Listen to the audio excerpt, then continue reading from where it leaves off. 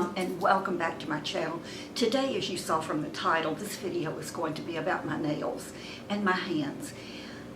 I've done a few hand and nail videos, but in this last video, an awful lot of you who are new, and welcome to my channel, but an awful lot of you requested or asked about my hands and nails. I decided I would just go ahead and do another one, an updated one, because I've done different things over the years. Oh, and by the way, some of you will see, and if you're new, this is Biscuit. Most of the time when I film from this spot, this is where he is. If I sit on this sofa, he will be back on the cushion, and usually he will actually have his little face up on my shoulder. So he's spoiled. I'm his mama. But Biscuit is 2.5, and he is a long-haired dachshund. And the color, I believe, is called British Cream. About a week ago, I decided to put on some new nails, and I decided to use a nail that was new to me. They're not actually new out in the marketplace. If you'll remember, some of you, about maybe 2 months ago, I partnered with All Dashing to try their nails, and I really did like it. My only, and it's certainly not a con or an issue with All Dashing, is that I really like a natural looking nail, and most of their nails are colored. And for those of us who love colored nail polish, they are wonderful. But even when I was wearing the acrylics and the gels, I never had polish put on them. I just love the natural look with the white tips. That's who I am. And I've always used also the kiss nails that are longer, and I just love them. But I don't know, and maybe it's as I'm aging, I am liking my nails shorter. I ordered these, and I will put all of the information below. But I ordered these from Amazon because I'm not getting out. I really do like them. In fact, for where I am right now, I like these much better than the longer kiss nails. So I'm sure these are the ones I'll be wearing along with the All Dashing when I want some color. But I do like these an awful lot. Now, you're going to see a video strictly of me applying these nails. They are so easy, and it takes just a few minutes to do it if you know what you're doing, if you have these little tips. And what I'll do in this video is, I'm not talking at all. I'm going to let you listen to some really nice music. I'm not talking at all, but I will show you how to do it and what I'm doing, and then I'm going to speed the next part up and go to the next part, so that you're not just sitting here watching me. It's sort of like watching paint dry, I guess.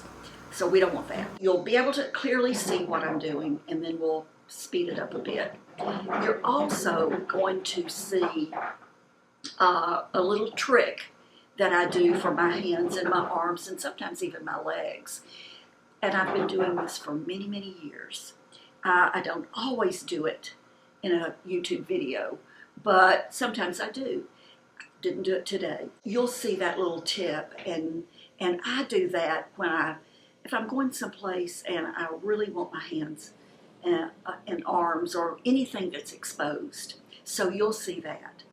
I want to go back to the nails just for a second and say something that you won't notice so much in that actual portion of the video. But when you apply the glue, use the tiniest amount possible.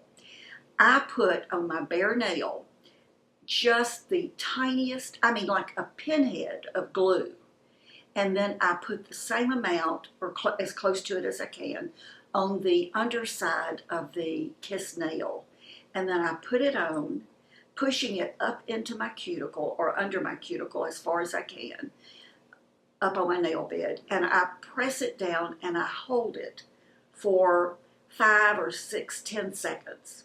Count to 5, count to 10, and release it. And that nail is on there. That tiny amount of glue will hold it. And for me, the reason that's so important is, number one, it holds the nail. But mainly when I go to pop these nails off, and that's basically what you do, you can just get under a side of them and pop them off. But I find that using that tiny amount of glue does almost no damage to my nail underneath, to my natural nail. And should one pop off accidentally, all I have to do is, put it back on. Same way. And I know that I'm not really damaging my nail. My nails grow so fast, and these have been on since I did that video, which was about a week ago. The next thing you're going to see, and this is fun, I pulled out, since we're talking about hands and nails here, I pulled out almost all of my ring collection. You're going to see a quick try-on of those rings, and there is a bunch of them. So that's going to sort of go by as fast as I can make it go by. But I have been a ring collector for most of my adult life. And when I started watching Home Shopping and QVC, listen, I had an addiction. I admit it. I was buying a lot of rings. So you'll see a lot of rings from there. You'll also see rings that I've purchased all over the place for myself. I love rings. And for those of you who have watched my videos, you know that I don't wear multiple rings. I wear one ring on each hand. Now, in this case, it's a set of rings that came together, and I wear all of them, but I only wear rings on one finger. Let me put it that way. One finger on each hand. I see other women with multiple rings on their fingers and on their hands, and it looks wonderful. I tried and I hate it. I see women wearing thumb rings, and I love that look, but would you believe, when I've tried it, I hated it. It's just not for me. What is it? I don't know, but I'm a one ring a hand girl. So as I said, you're going to see quite a few of them, not all of them, quite a few of them. I don't think I showed you this one in the video, but this one is, I've had this a couple of years. I ordered it off of Etsy, and it is resin.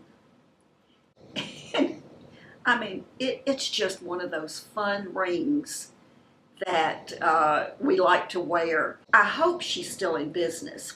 This is one ring that I will link, if I can, below, because I can go back on my Etsy account and maybe find where I ordered it.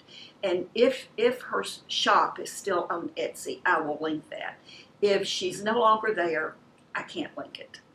The other rings I'm wearing on this hand, on my wedding ring finger, are also from Etsy, and it's a set of 4 little silver rings, and it's monogrammed. The big one is monogrammed. And again, I've had these maybe a year, so if I can link them, if the store is still open, I will link them. There's been a lot of stores leaving Etsy over the last year or so because Etsy changed a lot of their policies for sellers. So a lot of sellers have left, and they've gone on to other avenues of selling their product. Again, if I can link both of these, I will link both of these. I will not be able to link any of the rest of them. I'm not even going to list where I found all of the rings that you're going to be seeing, because they're all old. I don't think you would be able to find them anyway. You'll get to see my ring collection. The only thing you won't see, I believe the only ring that's important to me that you won't see, it would be my wedding set that Jim gave me when we got married. And the reason I'm not even showing those, because you've seen them if you've watched my videos in the past, but we went out of the country before the pandemic started, and I always put my really good jewelry in our safety deposit box at the bank. Of course, we came home and the pandemic started pretty soon thereafter, or the quarantine, and I forgot that my rings and jewelry were in the safety deposit box, and that's where they still are. I haven't been out. I don't know if our bank lobby is even open for me to go in and get them if I wanted to. That's why you don't see those rings. At the very end of the ring section, you're going to see 3 rings that mean the world to me. Aside from my wedding set, they mean the world to me. One of them was passed down to me in our family because I never knew her. but it was my grandmother's wedding band. So that ring naturally means an awful lot to me. Another ring I'm going to show you at the very end is Jim's mother's ring that he gave me. And I never had the opportunity to meet her either, but it's just a little gold and emerald and diamond ring that he bought for her on a trip out of the country somewhere. But he gave me that ring, and I treasure it. And the last ring that you're going to see was a ring that my birth father gave to my mother when they were dating. Now, I don't talk about my early life, but my mother and my birth father divorced when I was really young, really a little bitty girl, and I never had any contact with him until about 15 or 20 years ago. I decided I wanted to see if I could find him, if he was still alive, and he had died.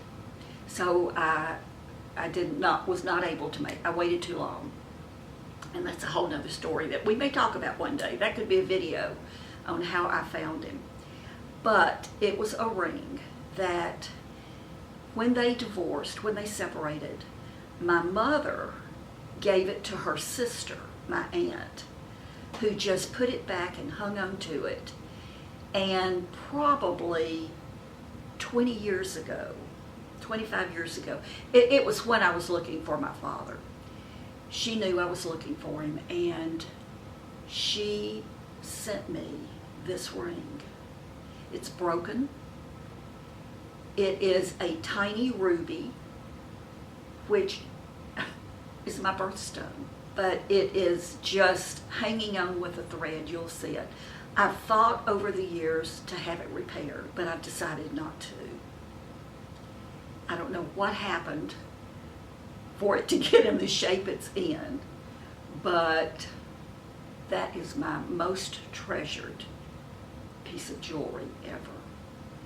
So you'll get to see that. And then at the very end of this, this just came in to me, and I asked her mother if I could share it. Some of you know exactly who she is because you've watched some earlier videos, but I have a great niece who is a gymnast, and she's 12 years old. She is an elite gymnast.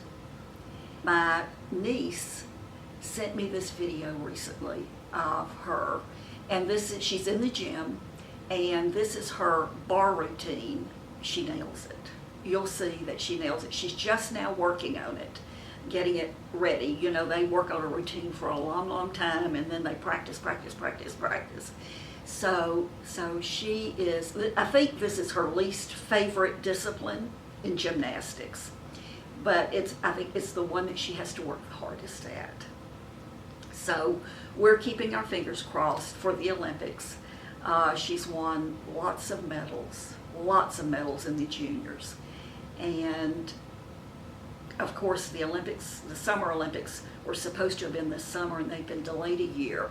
So that's maybe we're hoping will work for her benefit. She'll have another year. So Jim and I have promised her that if she does make it to the Olympics, we don't care where it is, we will be there to cheer her on. We may be in wheelchairs, but we'll be there to cheer her on, because that's such an accomplishment.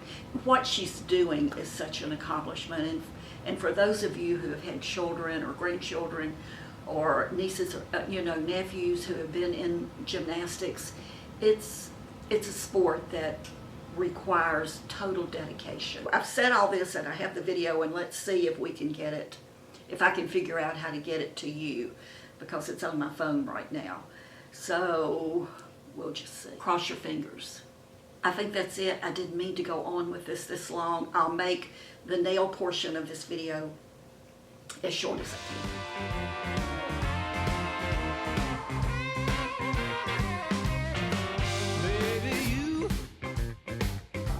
You rock my world, baby. You rock my world.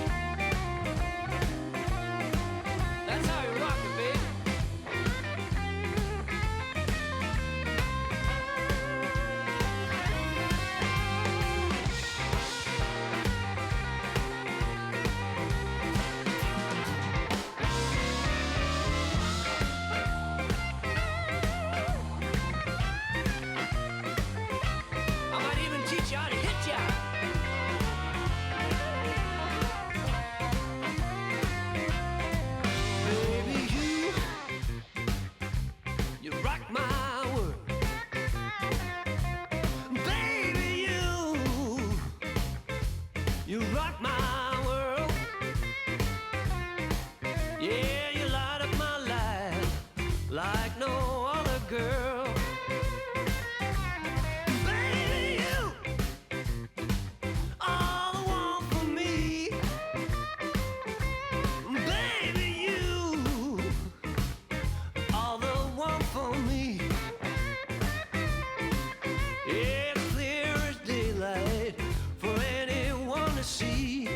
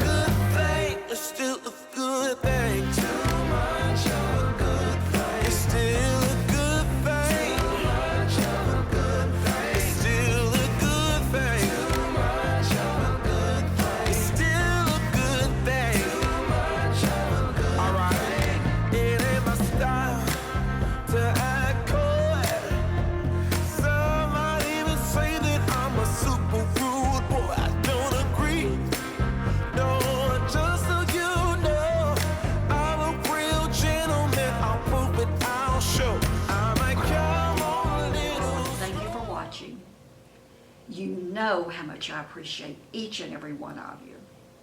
Know that I love you, and I'll see you soon. Don't forget to be kind. Bye-bye.